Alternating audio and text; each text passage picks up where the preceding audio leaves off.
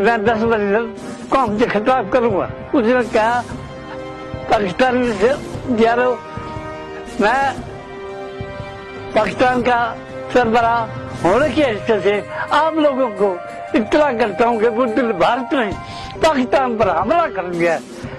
आपने इसका मुंह तोड़ जवाब देना है और रास्ता जवाब देना है, याद करें। उस वक्त मैं भी शेखपुरा के सेक्टर में मौजूद था और अब खबरें सुनते हुए उसके बाद जब मामला हुआ तो इंडिया के लोगों को हमने भागते हुए अपनी आंखों से देखा। मेरी ड्यूटी जो थी जवानों को असला पहुंचाने की, क्योंकि हर किसी को असला, चाहे राकेश लांचर का असला था या शेखपुर D3 कर रहा है या जो भी हमारा असला था, हर किसी को हमेशा हमारे पास मौजूद था और आपने जगह जगह सेक्टरों में पहुंचाया और पहुंचाते रहे और अपनी तमीर के मुताबिक जंग में अपने जवानों को खुशहाल तरीके से देखा। जब हम हाथ में जा रहे थे तो हमारे साथ हमारी अमाम सड़क के साथ साथ किनारे किनारे पर कतारें बांधे खड़ी थी कि हमें सामने से करो।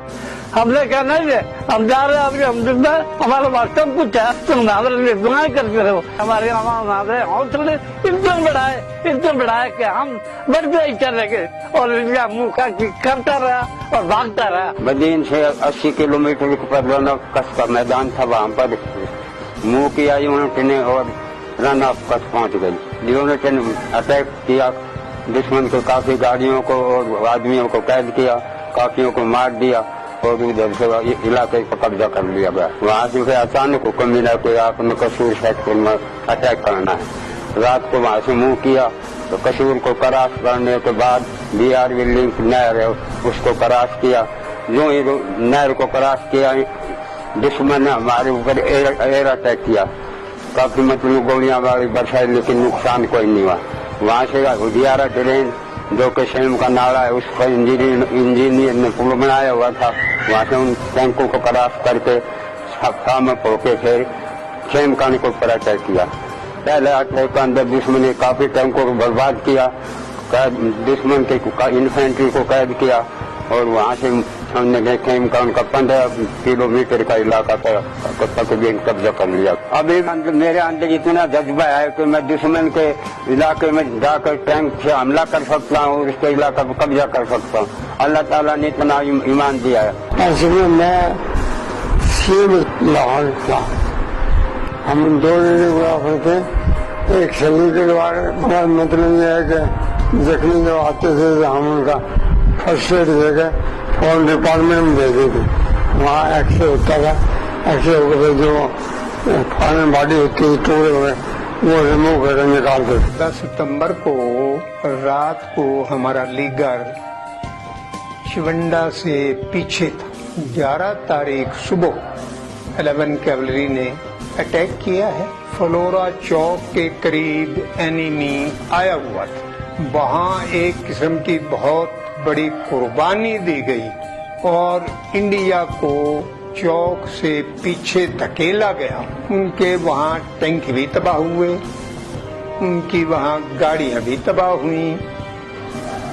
हमारे पास जो टैंक थे और गन्ने थी, सब ने मिलकर अटलरी का ओपी हमारा वहाँ फ्लोरा चौक के अंदर थाने में ऊपर बैठा था और वो वहां से शेलिंग करा रहा था और इंडिया का इतना नुकसान हो रहा था कि इंडिया वहां रुक न सका, बल्कि उसको वहां से जान छुड़ानी मुश्किल हो गई कि हम यहाँ से निकले कैसे। उनको जो इतने भी टैंक और उनकी गने थी उनको धकेलते हुए पीछे उनकी अटलरी बिल्कुल फेल हो गई, वहाँ कारगर नहीं उनका फायर हो रहा था क्योंकि उनका ओपी वहाँ से जगह छोड़ चुका था। जो मेरा नायब सूबेदार अब्दुल हफीज गाजी हूँ मैं 65 की जंग का और 31/7/58 में मैं भर्ती हुआ। 380 में मेरी ट्रांसफर हुई चकलाला ट्रेनिंग करके। तो जेलम हम आए, जेलम से हमें अचानक हुक्म मिला, कर्नल साहब ने कहा कि 1 घंटे के अंदर फौरन तैयार हो जाओ। 1965 में हर जवान में, हर अफसर साहिबान में बड़ा जोश और जज्बा था और हमने जज्बे से जंग जीती, जज्बे से ही हम लड़े। पूरी कौम अभी भी पाकिस्तान की फौज के साथ खड़ी है।